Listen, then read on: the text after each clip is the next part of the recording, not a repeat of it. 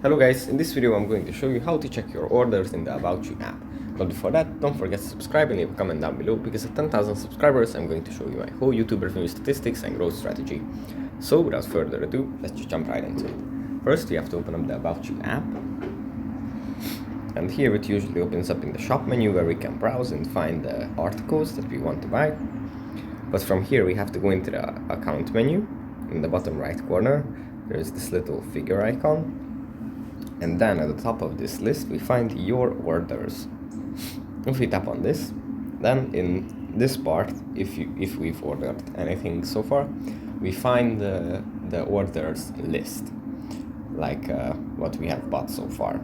And from this menu we can also do returns. If we don't like an article, then we can return it to the shop. And we can all do this in this little place. So that's pretty much it for this video. Hope it was helpful for you guys, and I'll see you in the next one. Bye.